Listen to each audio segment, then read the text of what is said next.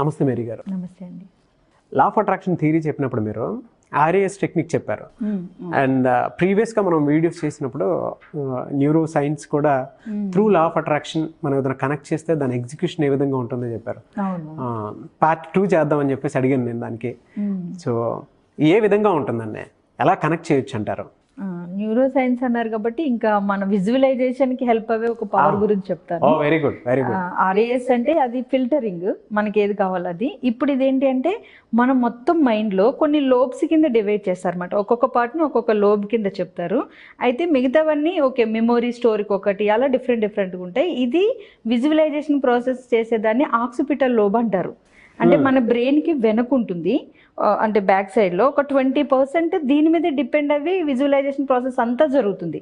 అంటే మన బ్రెయిన్ లో ఒక్కొక్క దానికి 5%, 2%, 3% ఇలా డివైడ్ చేస్తే 20% ఓన్లీ విజువలైజేషన్ ప్రాసెస్ జరిగే అంత పవర్ ఉంది. అంటే బ్రెయిన్ మొత్తంలో 20% ఒక్కదానికి అంటే మొత్తం అన్నింటిలో ఇది హైయెస్ట్ అన్నమాట, హైయెస్ట్ పవర్ ఉన్నట్టు ఆ న్యూరాన్స్ మధ్యలో. సో ఈ ఆక్సిపిటల్ లోబ్ ఏంటి అంటే విజువలైజేషన్ చేసేటప్పుడు మనం చూడని దాన్ని చూసినట్లుగా ఫీల్ అవ్వే ఎమోషన్స్ ని క్రియేట్ చేసేస్తుంది. ఎందుకని అంటే మనం కళ్ళకు కనిపించేదాన్ని నమ్మకంతో చేసేది అది వేరు, అది ఎవరమైనా చేసేస్తాము. కళ్ళకు కనిపించకుండా ఇప్పుడు ఒక బిల్డింగ్ కట్టే వాళ్ళైనా, ఒక మూవీ తీసే వాళ్ళైనా, లేదంటే ఒక సక్సెస్ ని ముందుగానే చూసుకునే వాళ్ళైనా వాళ్ళు ఏం చేస్తారంటే దీన్ని ఎక్కువగా కనెక్ట్ చేస్తారు. సో వాళ్ళ ప్రాసెస్ అంతా కూడా ఈ ఆక్సిపిటల్ లోబ్ లోనే జరుగుతుంది విజువలైజేషన్. సో అయితే దీని పవర్ ని మనం యూజ్ చేసుకోవాలంటే ఏం చేయాలి అంటే రిపీటెడ్గా మన భవిష్యత్తుని ఎక్కువగా మేనిఫెస్ట్ చేస్తూనే ఉండాలి. సో అయితే దీని గురించి కొన్ని రీసెర్చెస్ కూడా, అంటే అమెరికన్ సైకాలజీ వాళ్ళు కొన్ని ఇన్స్టిట్యూట్స్లో రీసెర్చ్ చేశారు. సో రీసెర్చ్లో ఏం తెలియంది అంటే ఒక 3 గ్రూప్స్ కింద ఒక 3 మెంబర్స్ని డివైడ్ చేశారు. డివైడ్ చేసి ఒక గ్రూప్ ఆఫ్ పీపుల్ స్పోర్ట్స్ ఆడతారు కదా, సో వాళ్ళని ఒక 10 మెంబర్స్ని డివైడ్ చేసి, ఇది రియల్గా జరిగిన రీసెర్చ్.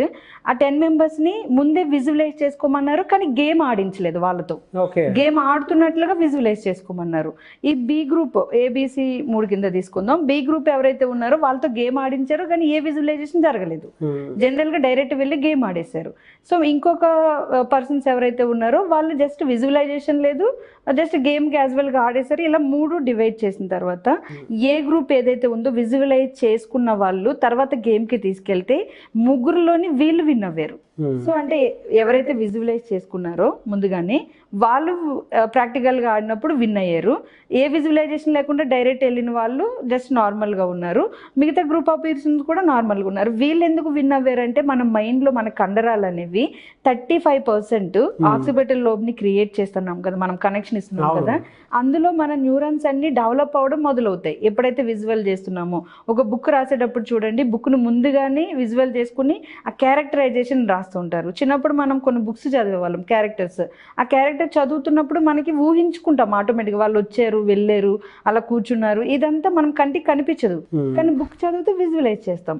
ఆ పవర్ అంతా మనకి ఆక్సిపిటల్ లోబ్ లో ఉంటుంది. ఎప్పుడైతే మన రియల్ లైఫ్ లో మనం కావాలనుకున్న లైఫ్ ని లీడ్ చేస్తామో, ఈ ఆర్ఏఎస్ తో పాటు ఈ ఆక్సిపిటల్ లోబ్ కూడా సామర్థ్యాన్ని పెంచేసి మనకి ఆటోమేటిక్ గా మనం అనుకున్నవి అచీవ్ చేసే విధంగా అది నడిపిస్తూ ఉంటుంది అన్నమాట. సో అందుకని విజువలైజేషన్ కి ఎంత పవర్ ఉంటుంది. ఒక ఎగ్జాంపుల్ చెప్తాను ప్రాక్టికల్ గా. నటన్ సారంస్కి అని ఒక పర్సన్, ఆయన జైల్లో ఏదో కొన్ని కారణాల వల్ల ఆయన జైల్లో పెట్టారు. సో ఆయన ఏం చేశాడంటే జైల్లో ఉన్న అన్ని ఇయర్స్ కూడా చెస్ మీద విజువల్ చేసుకుంటూ ఉన్నాడు. ఆయనకి బోర్డ్ అవైలబుల్లో లేదు, ప్రాక్టీస్ ఏం చేయలేదు, కానీ మైండ్లో చెస్ ఆడుతున్నట్లుగా విజువల్ చేసుకుని అదే కంటిన్యూ చేశాడు ఆ పర్సన్. కంటిన్యూ చేయగా ఆయన జైలు నుంచి బయటకు వచ్చిన తర్వాత ఆయన చెస్ ఆడే విధానం చూసి డైరెక్ట్ వరల్డ్ ఛాంపియన్గా ఎవరైతే అందరినీ గెలుచుకుంటూ వచ్చాడు ఒక పర్సన్, అతనితో ఈయన కాంపిటీషన్ పెట్టారు. ఆ కాంపిటీషన్లో ఈ నటన్ సారంస్కి అనే ఆయన విన్ అయ్యారు. అంటే ఆయనకి ఏ ప్రాక్టీస్ లేదు, జస్ట్ విజువల్ తో చేసిన ప్రాక్టీస్ అంతమందిని ఓడించుకుంటూ వచ్చిన పర్సన్ ఈయన ఓడించేలాగా హెల్ప్ చేసింది మన బ్రెయిన్. సో అంత పవర్ ఉంటుంది. అయితే మనం విజువలైజేషన్ అంటే మీరు చెయ్యండి విజువలైజేషన్ తర్వాత లైఫ్ చేంజ్ అవుతుంది అని చెప్తాం కదా. సో ఈ మైండ్ లో 30% కండరాలు మూవ్ అవుతాయి, ఎమోషన్స్ రిలీజ్ అవుతాయి, ఫిజికల్ గా కూడా మనం రెడీగా ఉంటాము. సో మనం సామర్థ్యాన్ని పెంచుకోగలుగుతాం ఈ ఆక్సిపిటల్ లోబ్ ని రిపీటెడ్ గా విజువల్ కనెక్షన్ ఇస్తూ. అంతెందుకండి మనం మార్నింగ్ లేస్తాము, బ్రష్ చేయకముందే బ్రష్ చేస్తామని విజువల్ చేసుకుని బ్రష్ చేసుకోవడానికి ఆటోమేటిక్ గా మనం ఇప్పుడు ఒక బైక్ డ్రైవ్ ఆటో మోడ్లో ఉంటుంది కూడా బ్రెయిన్.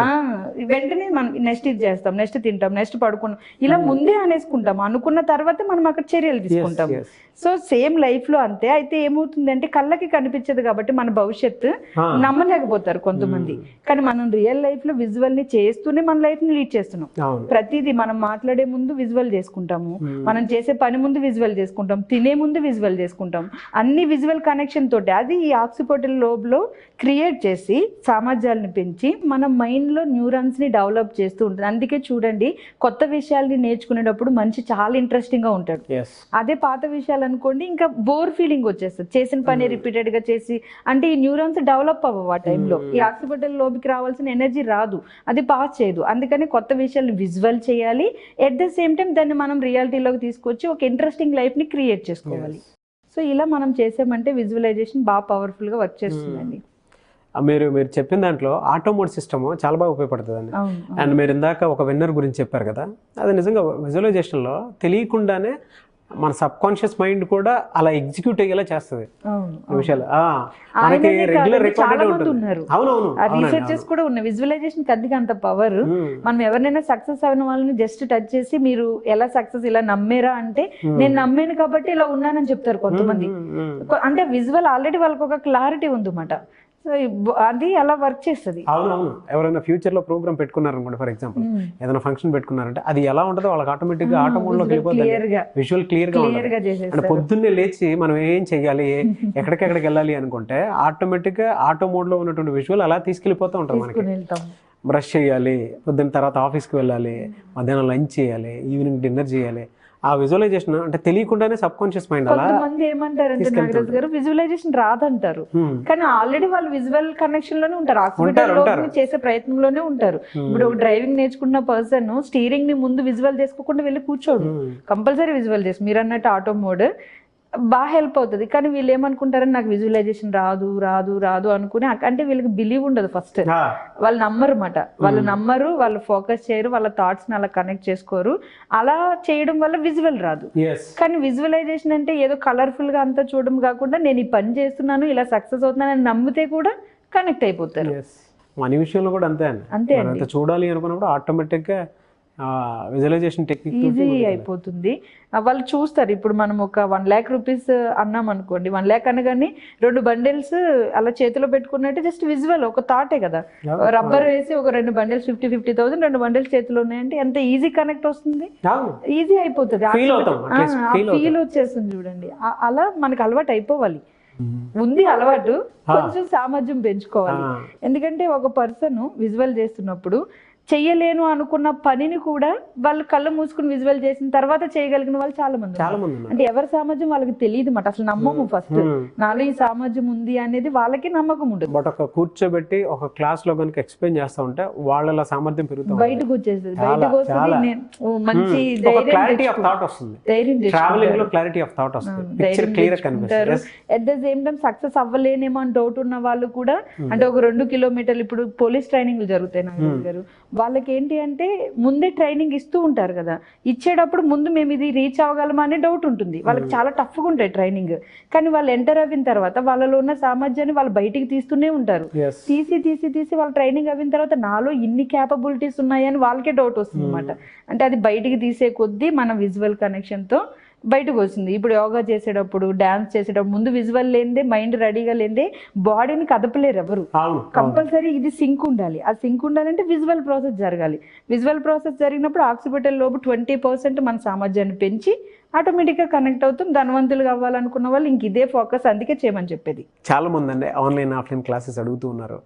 అండ్ 28 days క్లాస్ సక్సెస్ఫుల్గా రన్ అవుతుంది. I'm very happy for that. ఎందుకంటే పీపుల్ ఆర్ వాళ్ళకి వచ్చినటువంటి గుడ్ ఫీడ్బ్యాక్ని షేర్ చేస్తూ కింద కామెంట్ బాక్స్లో కూడా పోస్ట్ చేస్తూ they are continuing the subject. Very good, thanks. అవునవును, థ్యాంక్స్ టు దెమ్. అండ్ కొంతమంది అయితే ఆ 28 days బ్యాచ్లో మేము యాడ్ అవ్వలేదు, మళ్ళీ ఆ క్లాస్ మాకు కావాలనుకుంటున్నాము. అండ్ దాంతోపాటు కొంతమంది 7 days క్లాస్ గురించి అడుగుతున్నారు. ఎప్పుడు ఉండే అవకాశం ఉంటుంది, అండ్ ఆన్లైన్ ఆఫ్లైన్ సర్వీసెస్ ఎలా ఉంటాయి? 7 days క్లాస్ అయితే ఇప్పుడు నవంబర్ 10th నుంచి స్టార్ట్ అవుతుంది. నవంబర్ 10th నుంచి 10th నుంచి నవంబర్ 10th నుంచి 7 days క్లాస్ స్టార్ట్ అవుతుందంట. దాంట్లో ఇదే పర్టికులర్ గా ఆర్ఏఎస్ మన మైండ్ లో ఉండే పవర్స్, యూనివర్స్ పవర్, అసలు ఎందుకు విజువలైజేషన్ చేయాలి, అసలు లా ఆఫ్ అట్రాక్షన్ ఎందుకు అప్లై చేయాలి, కరెక్ట్ వేలో ఎలా వెళ్ళాలి అనేది గైడెన్స్ ఇవ్వడం జరుగుతుంది. అంటే లా ఆఫ్ అట్రాక్షన్ గురించి క్లారిటీ వచ్చేస్తుంది ఆ 7 days క్లాస్. సో ఈ 7 days క్లాస్ 7:30 to 9:30 ఉంటాయి నైట్ టైము. అవి కాకుండా మనకి 28 days క్లాస్ అయిపోయిన తర్వాత మళ్ళీ డిసెంబర్ లో స్టార్ట్ చేస్తాము. ఎందుకంటే మిస్ అయిన వాళ్ళ కోసము మళ్ళీ ఇంకా మళ్ళీ అది కంటిన్యూ చేయాలని ఇంట్రెస్ట్ ఉన్న వాళ్ళు కూడా చాలా మంది ఉన్నారు. సో వాళ్ళందరి కోసం మళ్ళీ నేను డిసెంబర్ లో స్టార్ట్ చేస్తాను. ఇప్పుడు ప్రెసెంట్ అయితే నవంబర్ 10th నుంచి స్టార్ట్ అవుతుందండి. పూర్తి క్లారిటీ వస్తుంది లా ఆఫ్ అట్రాక్షన్ మీద. వెరీ గుడ్ అండి. And I wish you all the best. Thank you. Very good concept, very good subject. Thank you అండి. Thank you so much Mary గారు.